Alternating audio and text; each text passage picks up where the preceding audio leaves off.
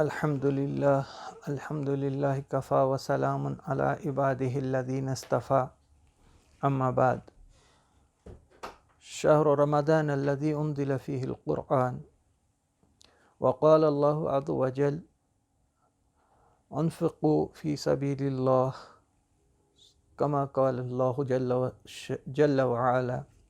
صدق اللہ العظیم وصدق رسولہ النبی الکریم ونحن علی ذلک من الشاہدین والشاکرین الحمد للہ رب العالمین۔ رمضان المبارک کا مبارک مہینہ یہ قرآن کا مہینہ بھی ہے، اور اس مہینے کے اندر اللہ کے نبی علیہ السلام نے جتنی بھی چیزوں کا حکم فرمایا اس میں سے کئی اہم ترین چیزیں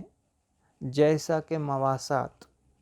کہ عوام الناس میں سے ہر کسی کا خیال دھیان رکھنا، جتنے بھی غریب نادار مفلس ہیں ان کا حق ادا کرنا،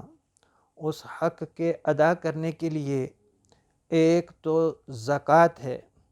چونکہ قرآن پاک کے علاوہ احادیث کا مجموعہ بھی ہدایت دیتا ہے، اور اللہ کے نبی علیہ السلام نے فرمایا بنی الاسلام علی خمس، اسلام کی بنیاد 5 چیزوں پر ہے، جس میں سے سب سے پہلی توحید اور شہادت اللہ الہ الا اللہ، پھر اقام الصلاۃ نماز کا قائم کرنا، آت الزکوٰۃ زکوٰۃ کا ادا کرنا۔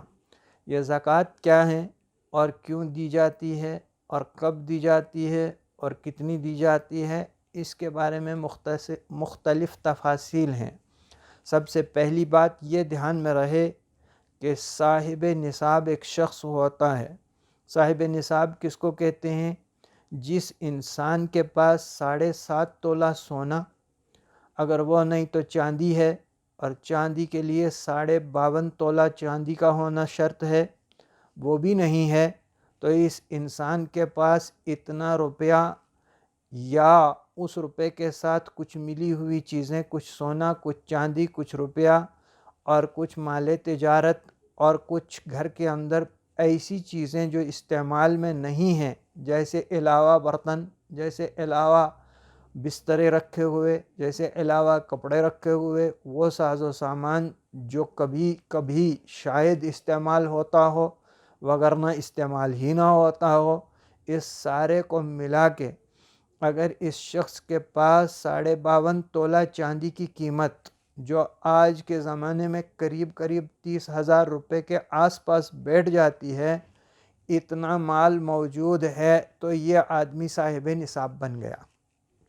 صاحب نصاب بنتے ہی اس کے اوپر تین احکام لاگو ہو جائیں گے۔ سب سے پہلا حکم یہ کہ اب اس کے بعد یہ آدمی زکوٰۃ نہیں لے سکتا، یعنی زکوٰۃ دینے والے کو اس بات کا خیال رکھنا ہوگا کہیں وہ ایسے انسان کو زکوٰۃ تو نہیں دے رہا ہے جو پہلے سے صاحب نصاب ہے، بظاہر اس کے پاس پیسہ روپیہ تو نہیں، لیکن اتنا مال موجود ہے جس سے وہ 52.5 تولہ چاندی یعنی 30,000 روپے کی رقم کے برابر اس کے گھر کے اندر پڑا ہوا تانبے کے برتن، اس کے گھر کے اندر پڑے ہوئے ایسے بسترے جن کو وہ کبھی استعمال نہیں کرتا، ایسے ساز و سامان جن کو وہ شاذ و نادر ہی کبھی استعمال کرتا ہو موجود ہیں، تو یہ شخص صاحب نصاب ہو گیا۔ اس شخص کو اب ہم زکوٰۃ نہیں دے سکتے۔ دوسری چیز جو اس کے اوپر حکم لاگو ہوگا وہ یہ کہ رمضان کے ختم ہوتے ہی صدقہ فطر اس کے اوپر واجب ہو گیا۔ اب یہ شخص صدقہ فطر دینے والا ہوگا، لینے والا نہیں ہوگا۔ تیسری شرط جو اس کے اوپر لاگو ہوگی وہ یہ ہوگی کہ جب حج کا زمانہ ہو اور عید الاضحیٰ ہو، بڑی عید بقر عید جس کو ہم کہتے ہیں، اس کے موقع پہ قربانی کرنی ہو تو اس شخص کے ذمہ قربانی واجب ہو گئی، اب یہ لازماً قربانی کرے گا۔ یہ 3 کام اس کے ذمہ لازماً ہوں گے، ان میں اگر یہ کوتاہی کرتا ہے تو یعنی کہ یہ صاحب نصاب ہونے کے باوجود کوتاہی کرتا ہے، گناہ گار ہوگا، اور اللہ کے یہ حقوق اس کے ذمہ رہ جائیں گے۔ اور یہ صاحب نصاب شخص صاحب نصاب بن گیا، اس کے بعد 1 سال کا زمانہ گزر گیا۔ 1 سال کا زمانہ گزر جانے کے بعد اس کو زکوٰۃ ادا کرنی ہوگی۔ یہاں پہ یاد رہے کہ زکوٰۃ اور جو چیزیں میں نے ابھی گنوائیں صاحب نصاب بننے کے اعتبار سے، اس میں ایک معمولی سا فرق ہے، وہ یہ کہ زکوٰۃ چند ایک چیزوں پہ لاگو ہوتی ہے، بقیہ چیزوں پہ زکوٰۃ لاگو نہیں ہوتی۔ یعنی جیسے میں نے عرض کیا، گھر کے اندر برتن پڑے ہیں، اس کے اوپر زکوٰۃ آپ کو نہیں دینی ہے، زکوٰۃ کے لیے وہ مال نہیں ہے، بلکہ آپ کے لیے زکوٰۃ کے جو اموال ہیں یا زکوٰۃ کی جو شرطیں ہیں یا زکوٰۃ کی جو شقیں ہیں وہ یہ ہیں کہ سب سے پہلے اس انسان کے پاس سونا ہو، 7.5 تولہ سونا یا اس سے زیادہ، اور سونے کے علاوہ کوئی چیز ہو وہ بھی اس میں ملا لے، تو اس کے اوپر یہ 1 سال گزر جانے کے بعد زکوٰۃ ادا کرے گا۔ یہاں پہ یہ بھی یاد رکھیں کہ یہ شرط نہیں وہی سونا موجود رہے سال بھر کے لیے، اس سونے میں کچھ گھٹے کچھ بڑھے نہیں، یہ بھی شرط نہیں ہے، بلکہ صاحب نصاب رہنا شرط ہے، سال بھر صاحب نصاب رہا۔ ایسے ہی کسی کے پاس چاندی تھی تو 52.5 تولہ، کسی انسان کے پاس ملا جلا مال تھا، کچھ نقدی تھا، کچھ چاندی تھی، کچھ سونا تھا، یا خالصتاً کیش تھا، تو کیش اتنا تھا جس سے وہ 52.5 تولہ چاندی خرید سکے، تو اس کے اوپر زکوٰۃ لازم ہو جائے گی۔ ایسے ہی کسی کے پاس اگر مال تجارت ہے،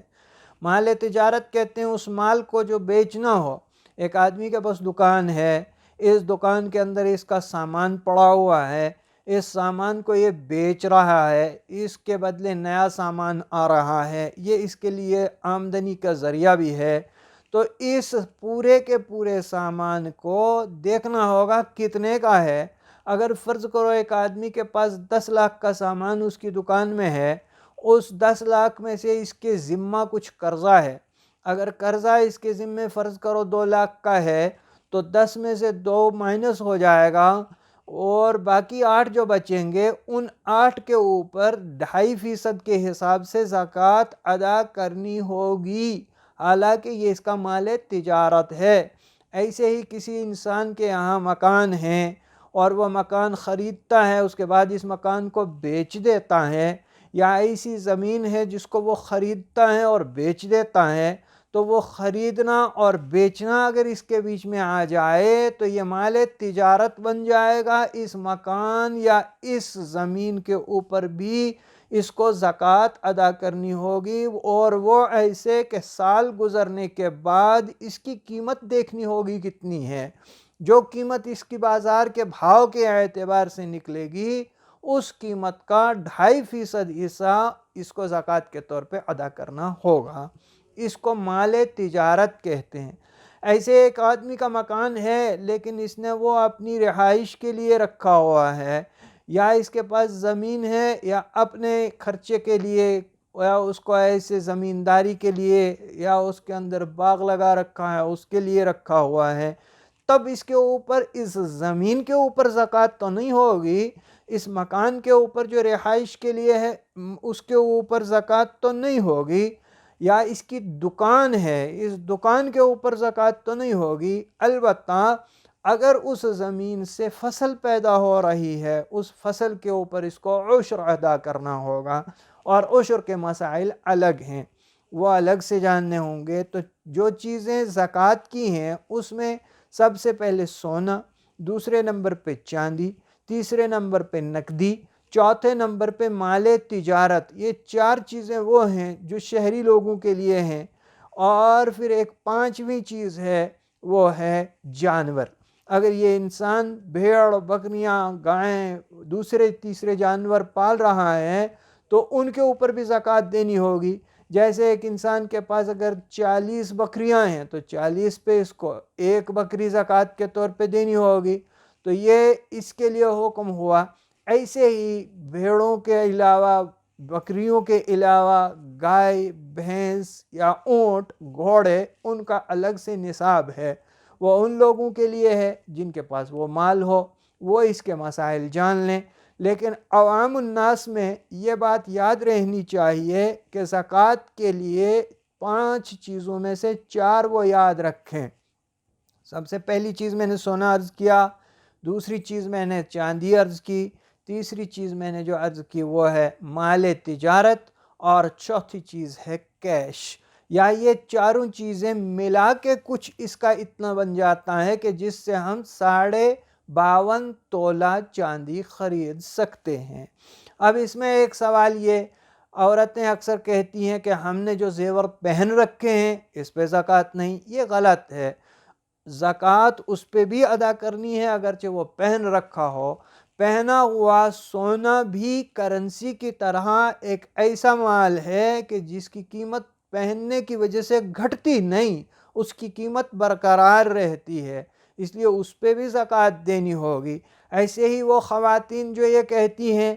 کہ ہم کیا زکوٰۃ دیں، ہم کوئی کماتی تھوڑی ہیں، ہماری کمائی کا ذریعہ کوئی اور نہیں، بس یہ تھوڑے سے سونے کے زیور ہیں ہمارے پاس، اس کی بھی زکوٰۃ دے دیں؟ ہاں، اس کی بھی زکوٰۃ دے دیں۔ آپ کما رہی ہیں یا نہیں کما رہی ہیں وہ شرط نہیں ہے۔ اگر آپ نہیں کما رہی ہیں، آپ اپنے شوہر سے، اپنے والد سے پیسہ لے کے زکوٰۃ دے دیں۔ اگر وہ نہیں دیتے ہیں تو آپ ان زیورات میں سے ایک زیور کو بیچ کے یا اسی زیور کو ایسے ہی زکوٰۃ کے طور پہ ادا کر دیں، وہ زکوٰۃ لازماً ادا کرنی ہوگی۔ اگر نہیں کریں گے تو پھر اللہ کے نبی علیہ السلام نے فرمایا قیامت کے دن اس شخص کے اوپر جس نے زکوٰۃ ادا نہیں کی، اس کے اس مال کو جس مال کے اوپر زکوٰۃ فرض ہوتی تھی ایک گنجے سانپ کی شکل میں اس کے سامنے لایا جائے گا، وہ سانپ اس کے گلے میں پڑ جائے گا اور اس کو ڈھسنا شروع کر دے گا اور اس سے کہے گا میں تیرا مال ہوں، میں تیرا خزانہ ہوں، میں انا مالک انا کنزک، میں تیرا مال ہوں، میں تیرا خزانہ ہوں جس کو تو نے بچا بچا کے رکھا ہوا تھا اور زکوٰۃ ادا نہیں کی تھی۔ اس مال کے اوپر زکوٰۃ دینی لازم ہوگی اور اسلام کی بنیادی شرائط میں سے شرط ہے زکوٰۃ۔ اب یہ دیں کس کو؟ یہ دیں اس کو جو صاحب نصاب نہیں ہو، وہ فقیر، وہ غریب، وہ مسکین، وہ یتیم جو صاحب نصاب نہ ہو، وابن السبیل اللہ کے راستے میں نکلا ہوا ہے اور اس کے پاس کچھ بھی نہیں، یا ایک آدمی ایسا ہے کہ سفر کی حالت میں ہے، گھر میں تو وہ مالدار ہے لیکن سفر کی حالت میں لٹ گیا اور اس کے پاس کچھ بھی نہ رہا، اس حال میں ہے کہ وہ گھر پہنچے تو کیسے پہنچے، اس کو زکوٰۃ دے سکتے ہیں۔ ایسے لوگوں کو ہم زکوٰۃ دے سکتے ہیں، لیکن پہلے اس کو اچھی طرح جانچ لیا جائے کہ کیا واقعی یہ شخص صاحب نصاب نہیں ہے، کیا یہ واقعی یہ شخص مستحق زکوٰۃ ہے، اور یہ چیز بہت مشکل ہے، اس لیے کہ گھروں میں اکثر و بیشتر لوگوں کے اتنا مال پڑا رہتا ہے کہ وہ نصاب کی حد کو پار کر چکے ہوتے ہیں، اس کے باوجود وہ زکوٰۃ مانگنے کے لیے پھرنے شروع کر لیتے ہیں، ان کو زکوٰۃ دیں گے ادا نہیں ہوگی۔ ایسے ہی وہ طلباء جو قرآن کی تعلیم کو حاصل کرنے کے لیے گھر سے نکلے ہوئے ہیں اور گھر سے نکلنے کے بعد وہ کسی جگہ، کسی مدرسے کے اندر، کسی دارالعلوم کے اندر جا کے بیٹھے ہیں، وہاں پہ قرآن کا علم حاصل کر رہے ہیں، مسافر بھی ہیں، غریب بھی ہیں، مسکین بھی ہیں، یتیم بھی ہیں، یہ ساری شرطیں بھی ان کے ساتھ ہیں اور اللہ کے راستے میں بھی ہیں، وہ ان کا کھانا، ان کا پینا، ان کا خرچہ، ان کی تعلیم، ان کا تعلم، ان کی دوائی، ان کا کپڑا، وہ بھی زکوٰۃ کے پیسے سے پورا کیا جا سکتا ہے۔ بلکہ یہ تو احسن ہے، اس لیے احسن ہے کہ اس میں مختلف فوائد ہیں۔ ایک تو آپ زکوٰۃ ادا کر رہے ہیں اور غریب کی، مسکین کی مدد ہو رہی ہے، پھر آپ اپنے قرآن کی، اپنے دین کی اشاعت کے اندر وہ پیسہ لگا رہے ہیں، کل کو یہ یتیم بچہ جا کے قرآن پڑھائے گا، آپ کو صدقہ جاریہ کے طور پہ اس کا ثواب ملتا رہے گا۔ یہ زکوٰۃ کے چند متفرق مسائل تھے جن کو میں نے عرض کیا۔ اللہ تبارک و تعالی عمل کی توفیق نصیب فرمائے۔ وآخر دعوانا ان الحمد للہ رب العالمین۔